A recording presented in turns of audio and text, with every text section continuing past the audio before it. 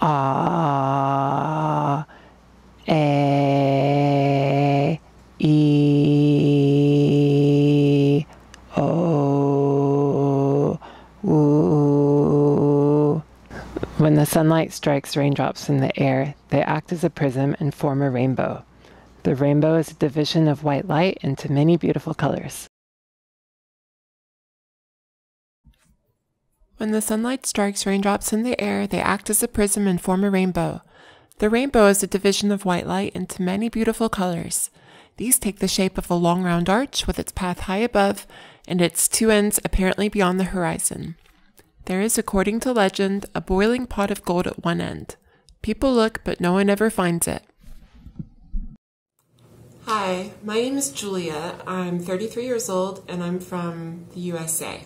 I had surgery at YESON Clinic with Dr. Kim in July of 2019, and it is 7 months later, February of 2020.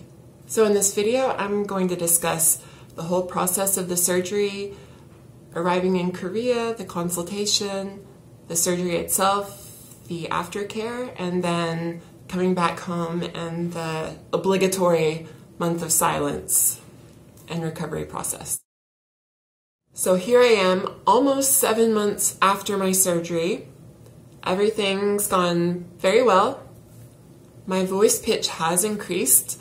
Originally, I think it was measured at about 155 hertz.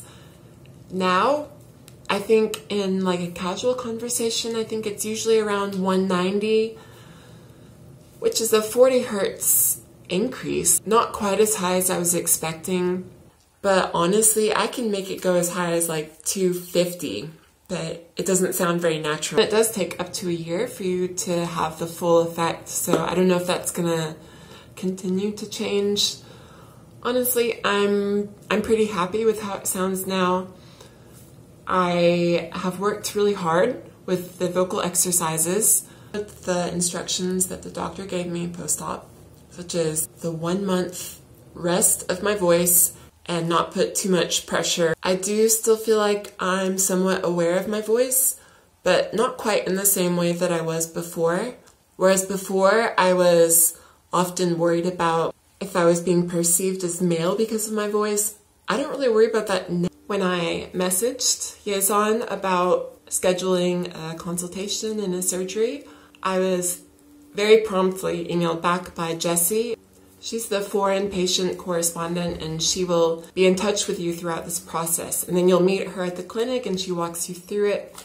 Jessie is fantastic and she makes the whole process very smooth. Another reason why I felt comfortable with YESON is because I've lived in Korea before. Actually, I've lived there for 1.5 years, and I've been to Seoul several times. It's a very easy city for foreigners. If you haven't traveled abroad before, there's really nothing to worry about. You're gonna be fine.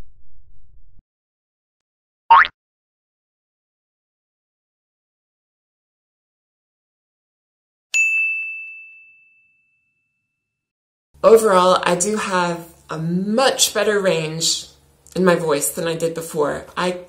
It's just, there's no comparison to how it was before. Before, I just couldn't go any higher than ah, and then after that, it would just be silence. That was due to a lot of scar tissue that I had from my trachea shave revision in 2015. But Dr. Kim got rid of that. He fixed everything for me. So I do have a much better range and actually sing now. Now, don't get me wrong, I'm not a good singer, so I'm not gonna sing for you in this video. I don't wanna put you through that. But I can sing, whereas before, if I tried to sing, it just would come out as air and I couldn't do it at all. And that was really frustrating.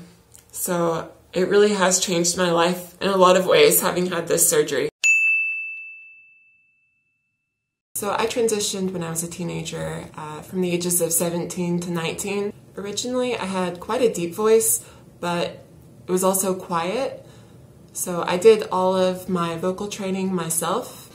Although I trained my voice to sound more feminine, I was never totally comfortable with it. It always felt like something that I had to put on. And it was always on my mind whenever I was talking to someone, whenever I met somebody new. I was always wondering, like, oh, they're listening to my voice. What are they thinking? They probably think I sound like a man. Even though it was what I would say it was passively feminine, there's still like an edge to even a very highly trained female voice for a trans person. There's still like an edge that makes it sound a little bit artificial, and I'm sure that's not for everyone, but for me, that's what I felt. So I was always worried about how I sounded. In public, it was often hard for me to speak without feeling really self-conscious.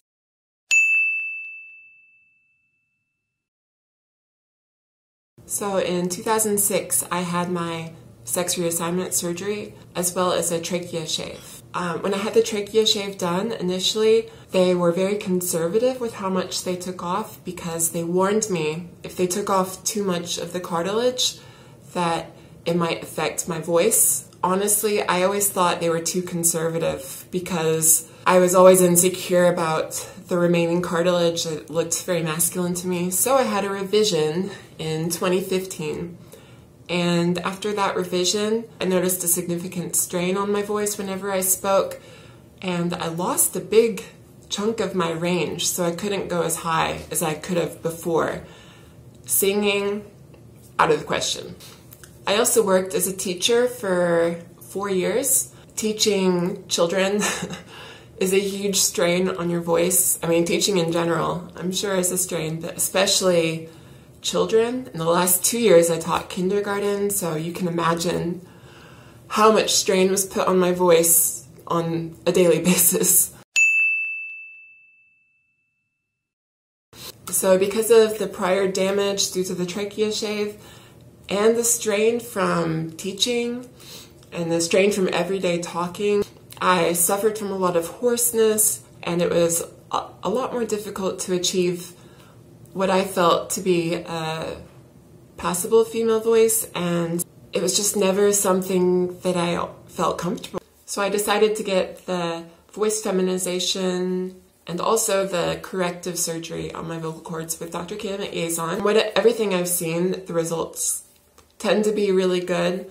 There are a few people that I've seen that maybe they don't have a great result, but I think a lot of that comes down to the aftercare and how you handle the recovery. Also, what interested me about this surgery is that it's minimally invasive. Once you have the surgery, your voice won't revert. Unlike some other surgeries,